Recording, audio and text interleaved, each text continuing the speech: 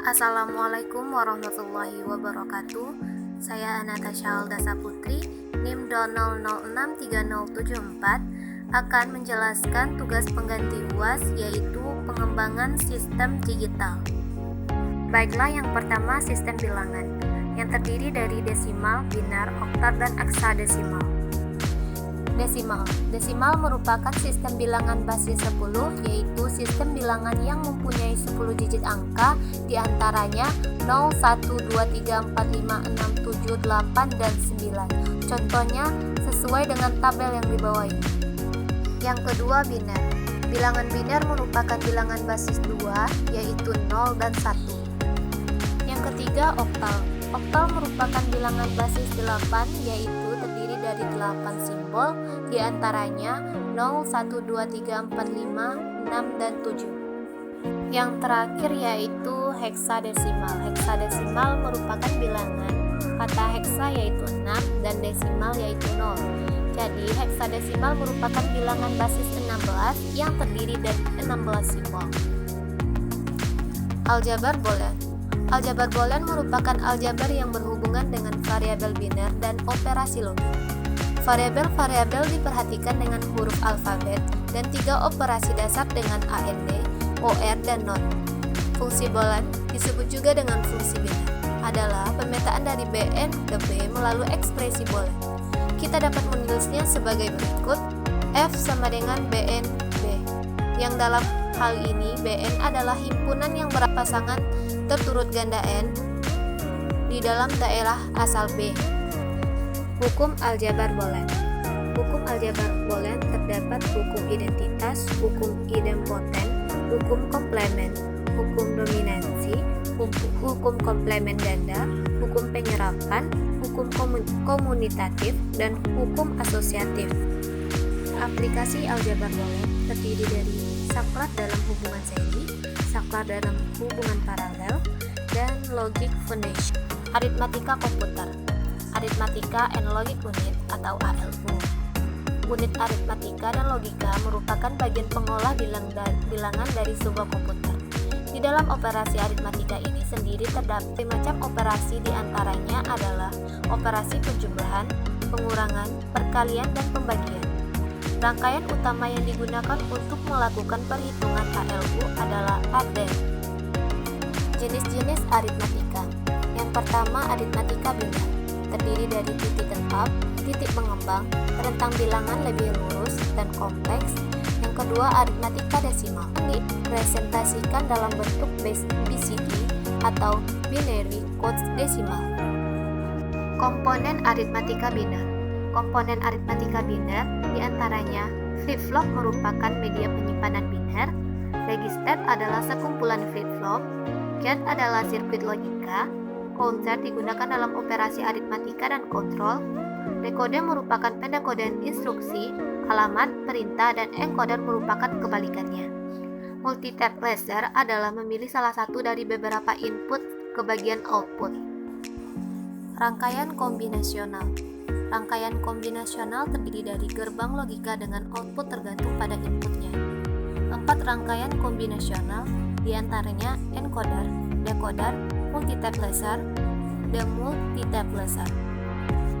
Yang pertama, encoder. Encoder merupakan rangkaian logika yang kombinasional yang berfungsi mengubah atau mengkode suatu sinyal masukan diskrit menjadi keluaran kode binar. Suatu kombinasi masukan hanya mewakili satu kombinasi keluaran. Syarat perencangan sebuah encoder yaitu M lebih besar dari 2N, di mana M adalah kombinasi masukan dan N adalah jumlah bit keluaran. Yang kedua, decoder. Rangkaian decoder merupakan kebalikan dari encoder, yaitu mengubah kode binar menjadi sinyal diskrit. Syarat perancangan decoder yaitu M lebih besar N2, di mana M adalah kombinasi keluaran dan N adalah bit masukan. Yang ketiga, multiplexer. Multiplexer atau MUX adalah alat atau komponen elektronika yang bisa memilih input yang akan diteruskan ke bagian output. Terdapat bagian kontrol atau kendali, select, yang menentukan input mana yang akan diteruskan ke bagian output. Yang terakhir, demultiplexer. Demultiplexer atau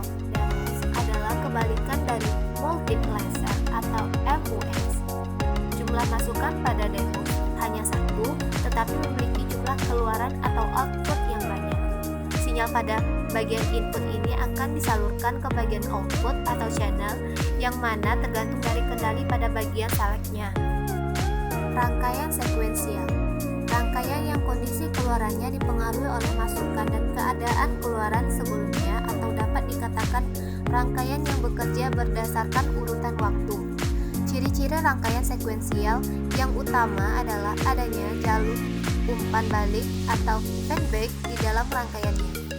Rangkaian sekuensial dapat dibedakan menjadi rangkaian sekuensial sinkron dan asinkron, yang terdiri dari flip-flop, counter, register, memori, dan ASM. Jenis-jenis flip-flop. Yang pertama JK flip-flop, yaitu pengembangan dari SR flip-flop dan paling banyak digunakan. Yang kedua T flip-flop, merupakan bentuk sederhana dari JK flip-flop. Yang ketiga D flip-flop. D flip-flop pada dasarnya merupakan modifikasi dari SR flip-flop, yaitu dengan menambahkan gerbang logika NOT atau inverter dari input S ke input R. Yang terakhir SR flip-flop. SR adalah singkatan dari set and reset.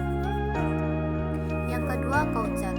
Rangkaian counter atau penghitung adalah logika sekuensial yang dapat dipergunakan untuk menghitung jumlah pulsa masuk dan dinyatakan dalam bilangan binar. Sesuai dengan namanya, 4-bit binary counter adalah suatu rangkaian logika yang terdiri dari 4 buah flip-flop yang mampu melaksanakan perhitungan sampai bilangan ke-16. Yang ketiga, register. Register adalah memori berukuran sangat kecil dengan kecepatan akses sangat tinggi. Register digunakan untuk menyimpan data dan instruksi yang sedang diproses. Sementara itu, data dan instruksi lainnya yang menunggu giliran diproses akan disimpan dalam main memory. Yang keempat, memori. Memori adalah pusat operasi pada sistem komputer modern, berfungsi sebagai tempat penyimpanan informasi yang harus diatur dan dijaga sebaik-baiknya. Memori adalah array besar dari word atau byte yang disebut dengan alamat.